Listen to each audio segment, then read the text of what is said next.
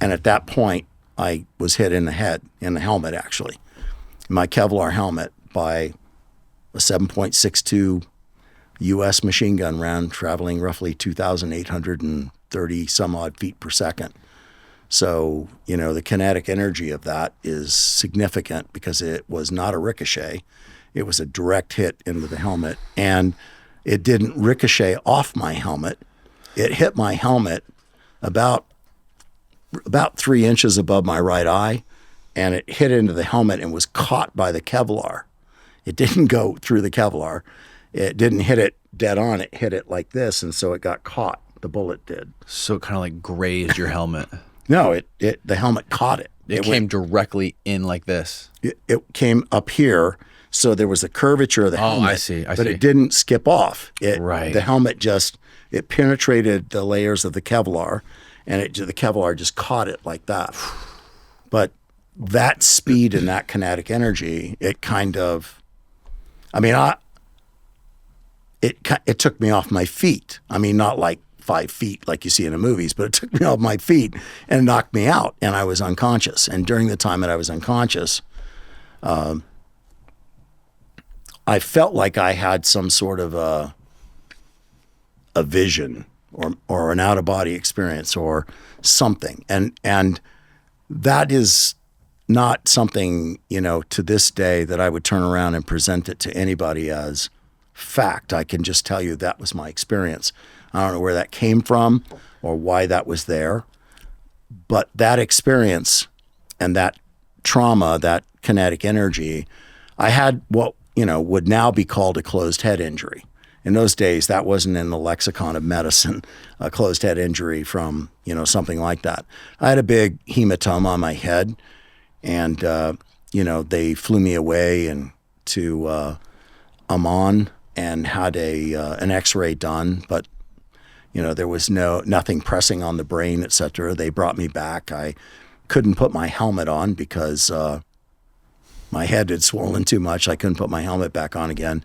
But hey, you're a Ranger Company commander. And one thing that's really clear is in the Rangers, if you are injured, like if you're injured, they will take you out of that command and put somebody in that command that fast. Because why? Because your X number of hours wheels up to go wherever the Republic sends you. So it's a very competitive environment, and you can either make the decision to let that happen or make the decision to say, I'm okay, put me back in, coach. I can do it. So I stayed there. Wow. But when I got back and finally turned over that company, I had been having these episodes of what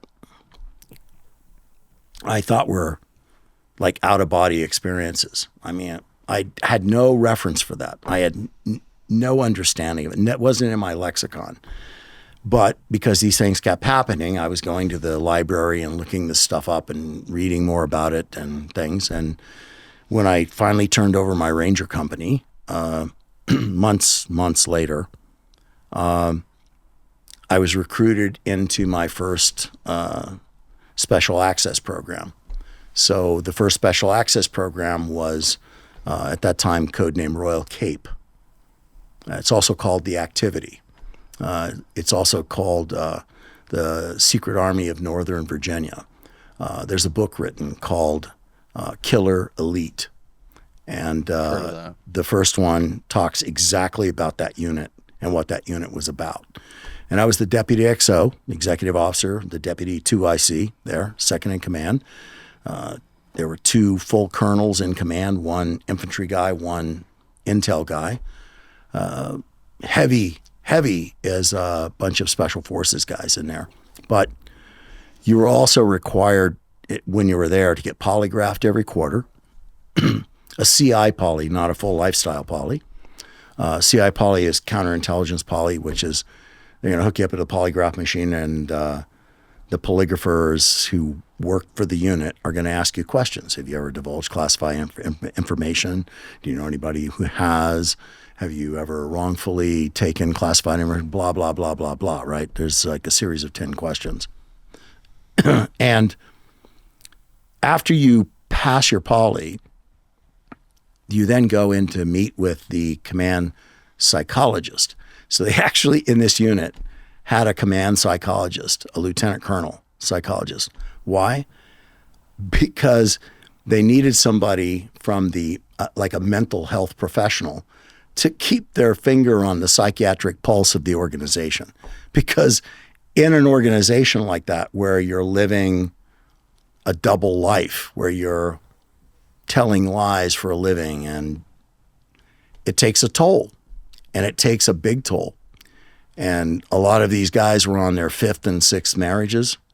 I mean, it was the only place I've ever seen a lieutenant colonel who was married, a lieutenant colonel, Special Forces infantry officer, get in a fist fight with a command sergeant major who was also married over a redheaded female E4 who they were both, intimate with.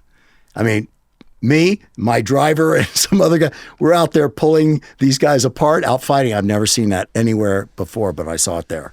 Wow. It was a crazy, crazy place. But sitting down with that psychologist, the second quarter I was there, that was where I shared with him, because he always had this last question. He would say, "Is there anything you would like to share?" Which I always thought was fucking creepy, because it was like, What do you mean? Open-ended. Yeah, like what do you know that I don't know that you know, those things. And the second time I was in there with him, I said, yeah, actually there is. I had this thing happen. Started in Jordan. It's happened like 3, 4, 5 times since then, and I don't know what it is. I don't know why it's happening.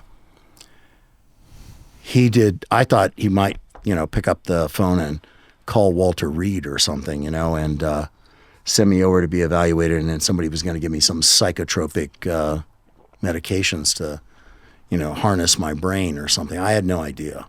I just wanted to know if he knew what to do or what could be done, because I really was uncomfortable with it. I mean, I didn't like it, right? Because I didn't understand it.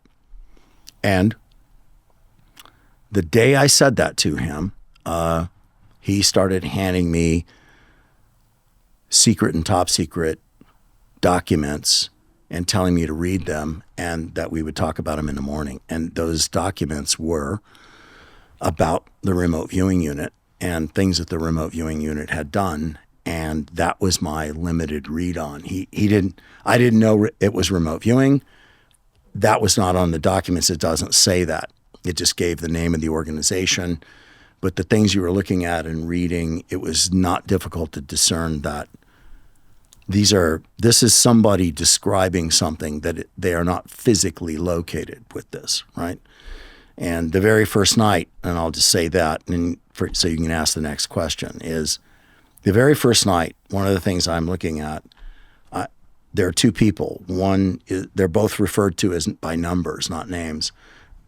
And they're both obviously physically co-located because they're verbalizing with each other. This is recorded transcript, right? Okay.